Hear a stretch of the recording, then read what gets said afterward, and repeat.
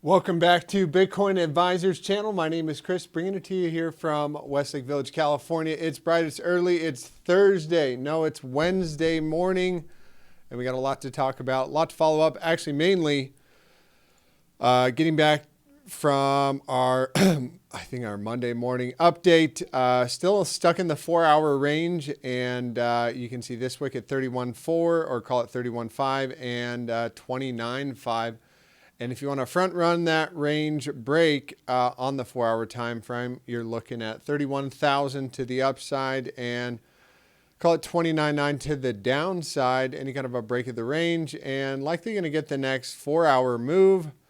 Low volatility expansion coming towards the green 55. And do you want to goose the odds in the favor of the bulls or the bears? Probably going to tap both sides if you ask me.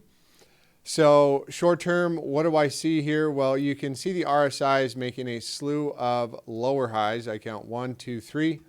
And in fact, nice thing about the RSI is you can actually use it as a trend line regression as well.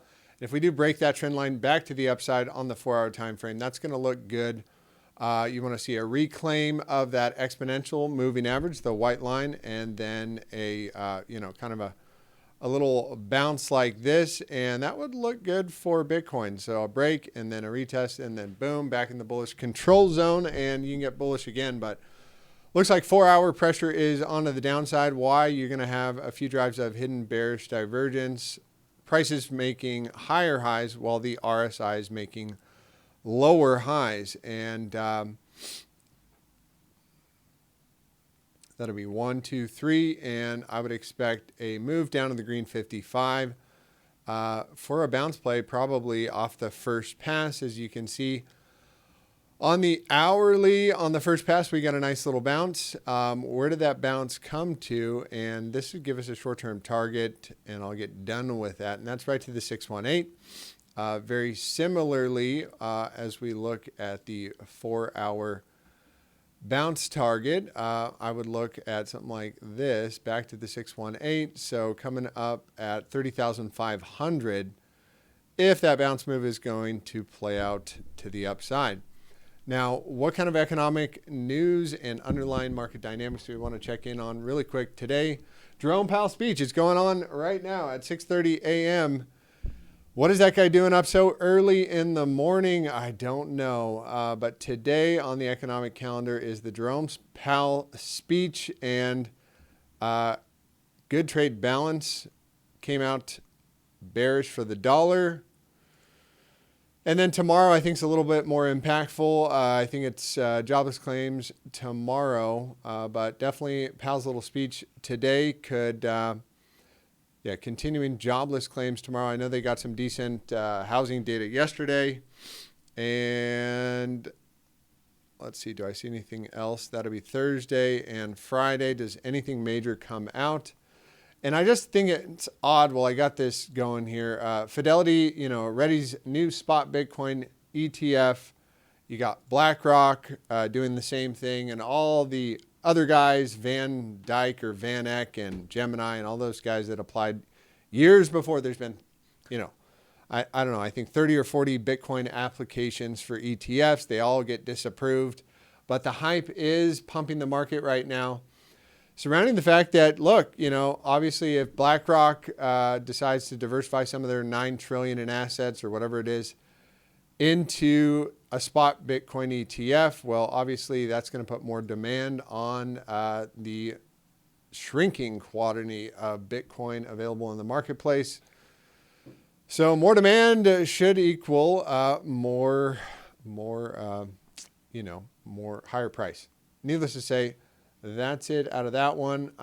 Crypto bubbles on the hourly, you've got a slight bounce coming in.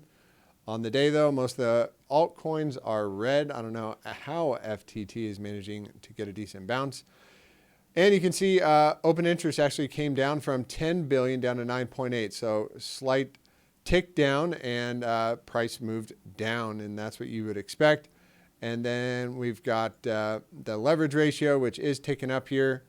That's good. And we just generally want to see open interest maintain the uptrend if Bitcoin's going to continue to the upside. get the funny rates. Fear and greed index, we're getting a little bit more greedy.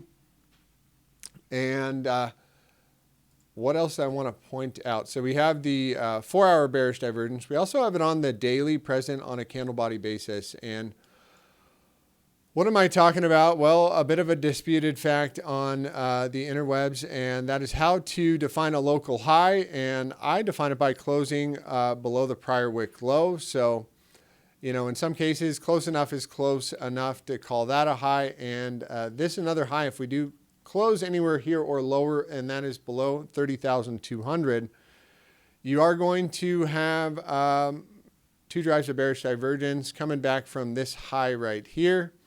I don't know if you guys can see this, but this is a candle body closure high coming all the way back from there, and this guy right here as well. So you've got 2 higher highs than this high, and that does look like higher highs here. No, it doesn't. I'm going to get rid of these squiggly lines here really quick. Those are slightly higher highs, but not coming back from this high right here. And so does that play out in the form of bearish divergence? Is that too far back? Well, we'll just have to find out. And I would mediate that all with this 4-hour time frame. Probably going to be good enough to get the next major move, or not major move, but short-term correction. And what else I want to bring up? Tether dominance. Tether dominance go up. You know, likely Bitcoin or some of the altcoins get a bounce, and you can see we have a bit of a trend line here coming in all the way back from the lows in August 2022. And generally, that's what you'd want to see, is this confirm as a higher low. And I'm glad I'm taking note of this, because you will have a few drives of hidden bullish divergence coming back from this pivot right here, 1, 2, 3, 4. And that could get us a nice move. I mean, technically speaking, if this confirms as a local low, you should expect at least a run back at the highs. And if this breaks to the upside, however, I don't think that's a likely case. And that would be more indicative of an altcoin rally. Bitcoin dominance, not quite up to our target at 54% yet, but and a short-term pullback is fine. This thing still looks bullish, and in fact, it does look like it wants to pull back a little bit based on the indicators here. And if we see the PMA-RP cross down on the daily, I would suspect, yeah, a little short-term pullback there. ETH Bitcoin, and this is another thing to bring up today, guys, is everything priced in Bitcoin gets cheaper forever. So Ethereum priced in Bitcoin is getting cheaper right now. And when do you suspect altcoin rally? Well, when essentially this daily downtrend is broken. When that gets broken, well, that'll be the first warning sign that, hey, prepare for a potential altcoin rally season. So just giving you a little tip there, and checking in on gold at 1900, coming down to the bottom side of the box. Probably going to get a bounce off the purple 200. And I'd imagine Dixie is going up right now. And yes, she is. And she is getting a bounce off the green box of peace and prosperity, right?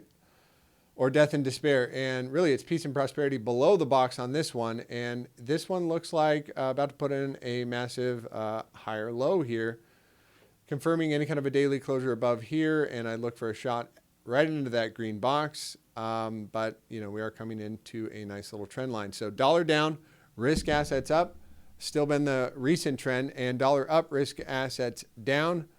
And you would suspect if NASDAQ is putting in this little top that we talked about, hitting that 786 fib, coming back down, that is, you know, something to be aware of. Likely Bitcoin will catch up to the stock market at some point, and, you know, maintain the trend. So it caught up to the upside. Now, you know, let's see if NASDAQ can hold itself up here. Market is still relatively bullish. We'll see what Powell says today. I'm not getting a watch of his good old testimony, thank God. Guy's boring to death. Stacks coming way down. Way down for the next major buying opportunity off the silver cross there. Stacks is one that has performed well against Bitcoin over the last 30 days. Just want to check in on a few others that I have on my radar here. Render taking a big leg down. So yeah, it looks head and shoulders, measure move down to the green box. 4-day time frame confirmation looks like, obviously that's a 4-day time frame, but you can see this kind of inverted double head and shoulder, and the measure move down on something like that is actually going to be